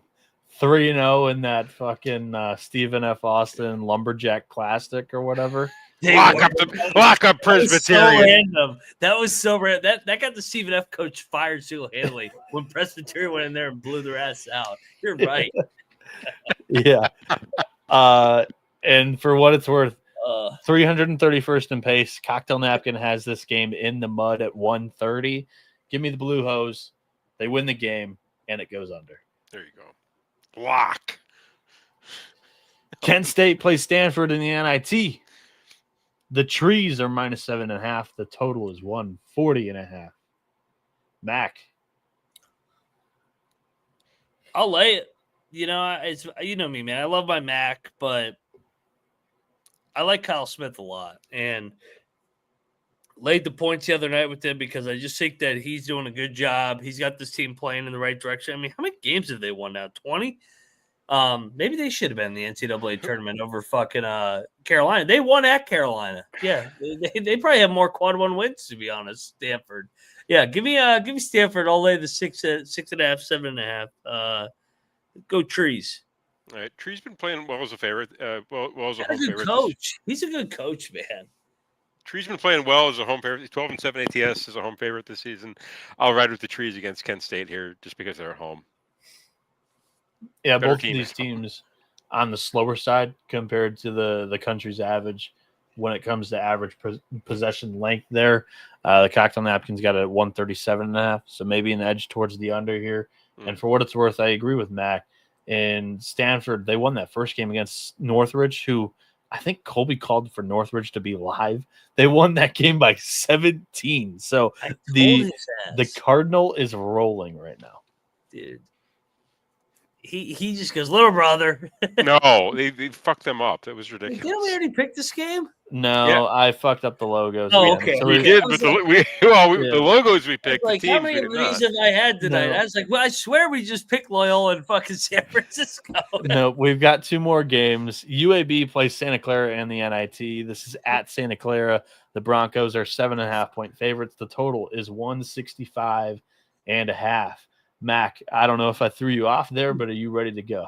I am ready to go, and it's the same handicap. I'm laying the points with all these teams that win meaningless games. Santa Clara, Herb Sendick. I like him at home, just like I like San Francisco. I think, and in all honesty, I think the WCC was a lot better than what people give it credit for once again. Oh, 100%. It was so much deeper this year. Yeah. Yeah, I mean, dude, they fucked the SEC up. Let's go. Now they're going to beat everybody in the NIT too. It's going to be like that one year, Noah, where Conference USA won the CBI, won the NIT, and then FAU went to the Final Four. All right, remember that shit? Yeah. What was that? 2 years ago? Yeah, 2 years ago. The last year of the Conference USA, for what it's worth. Not quite the last year of WCC. They got one more season with this outstanding lineup of teams, and then half of them leave for the Pac-12. So, okay, all right. This league's disbanding too. Yeah, I'll lay it with Santa Clara. The UAB is disappointed all season long. I don't think they're very motivated to stay out there. So I'm looking for an angle. I'm trying to find one that's the best I can do for you in terms of this game. It's Santa Clara at home. Here's your angle. Brutal travel spot. From Philly on Wednesday to Santa Clara on Sunday. Woof. Give me the Broncos. Yeah. Cocktail Napkins got them at a 9.5-point favorite and the total at 167. I'll go with Santa Clara. They've been a team that I've rarely gotten right this season, but they're still a roster. that I'm relatively high on. And for what it's worth, Santa Clara in that first game absolutely boat raced, just curb stomped UC Riverside by 39 points. Holy fuck. So, last game of the episode, Jacksonville State. Travel spot. Jacksonville State at UC Irvine. This is in Irvine, California. Messed it up on the slide. The Anteaters are 7.5-point favorites. The total is 138.5. Mac, brutal travel spot, you said?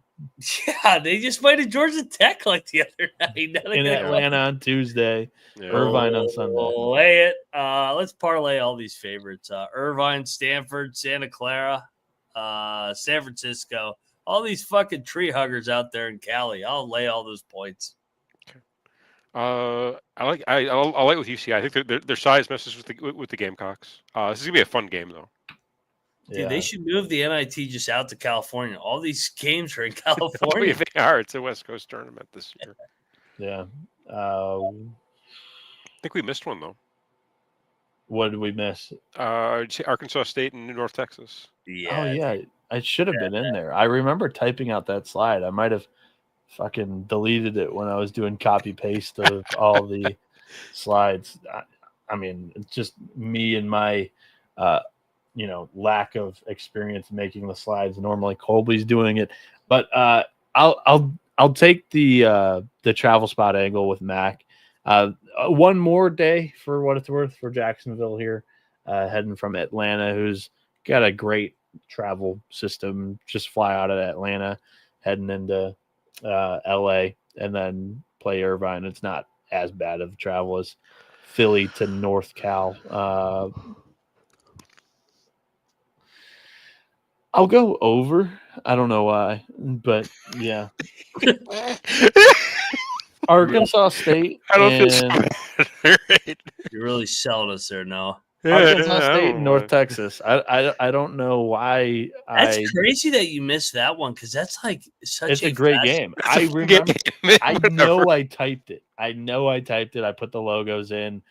When I did the copy paste, I must have either copied and pasted it onto the same slide, didn't realize it, edited everything, or I cut it and then put it into a new slide and didn't realize it either. So, Mac, read off the lines and start with your handicap here.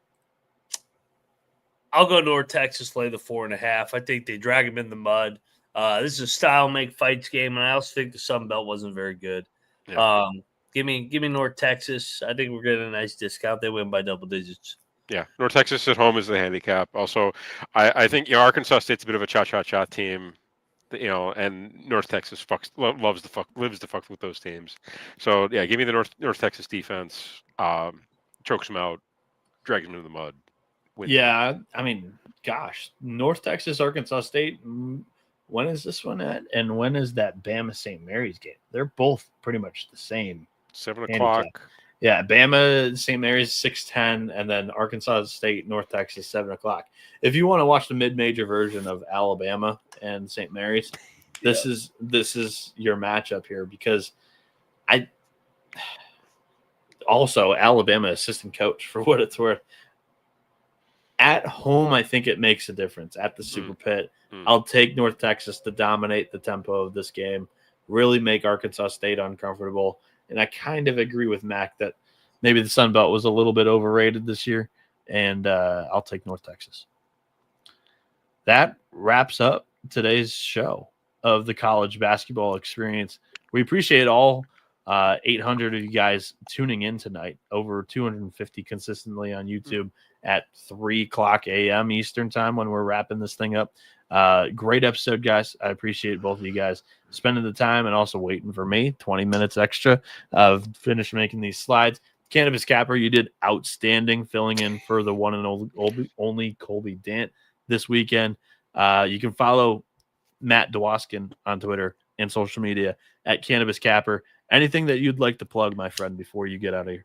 No, nothing. I'm gonna have some. I'm gonna do a write up for the Sunday games tomorrow morning at SGPN, and all my daily underdog fantasy article live tomorrow morning. I'm probably gonna. I'll do the picks tonight, and I'll get to the underdog picks in the morning. And we'll be at the pregame show So I'm on paid time off for the day job, but There we SGPN go. keeping me busy. Ryan McIntyre, you can follow him on social media at moneyline_Mac. Go ahead and plug that pregame show, my friend. Yeah. So tomorrow and Sunday, 11 a.m. Me, Cap, and Troy will be diving into the 8 games. We can take our time on it now. Well, actually, we'll start that, and then we got that NIT game, Cap, tipping off at 11:30. Dayton and Chattanooga. There's other stuff to bet on. Even though these fucking idiots are putting the games at the exact same time. But yeah, I mean, come join us at 11 a.m. Eastern tomorrow and Sunday morning. No, I don't know if we'll do a show tomorrow night just because there's no picks. We'll wait on it with Colby, I assume, just to have him and get him on TCE, and we'll recap all of Sunday. That's how we've done it the last 2 years, is recap all of round 2 on the Sunday night or the Monday night show. So expect that from us. Go ahead. You want to plug something else? Yeah, you could do like an updated bracket or something with Colby. We do. Yeah, we'll do that. We do that on Sunday. The chat is asking Noah, where do you guys find the picks for tomorrow? So I'll let you plug that. We will have right after the show. So you can follow me at Noah Bieniek, or you can follow me, myself, Noah Bieniek, at NoahB77_. My plugs right after this.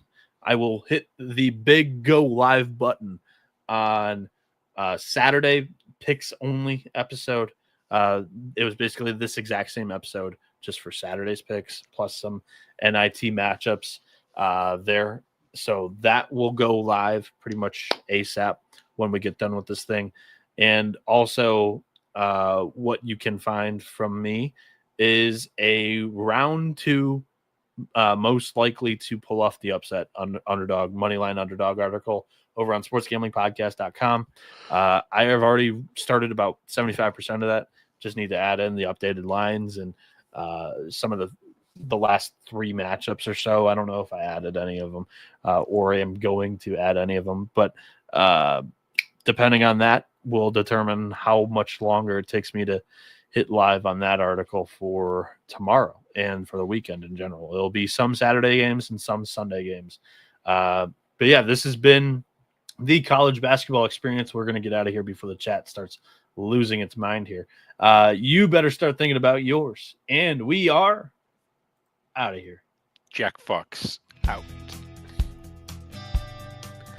It's a real fucking. Yeah.